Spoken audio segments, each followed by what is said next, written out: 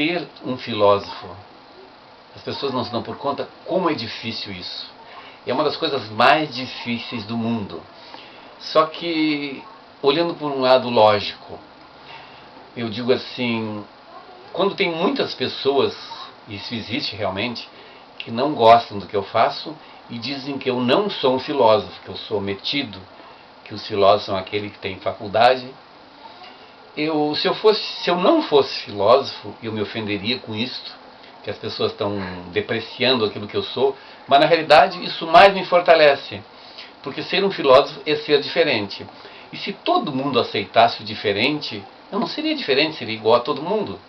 Então na realidade essas pessoas não gostam justamente porque elas estão bitoladas com as coisas que elas acreditam, com as coisas que elas são, com o nível de consciência que elas têm. Existiu um homem, né, que era muito superior aos outros, muito superior a mim.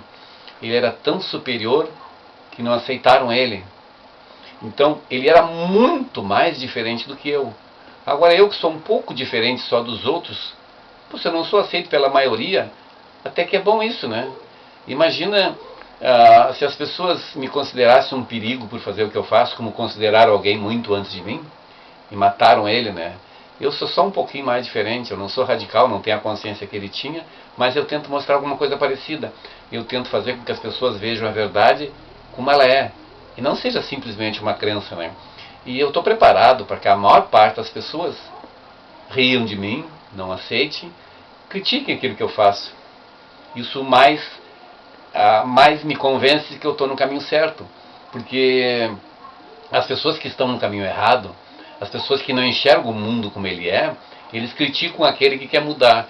Só que eu perguntaria para essas pessoas que criticam alguém que critica o mundo, será que elas estão contentes com o mundo que atualmente está?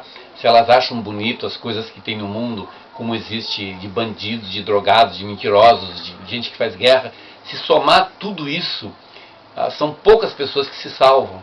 Então eu não quero pegar esses que têm capacidade de salvar, esses que vão seguir aquilo que eu digo.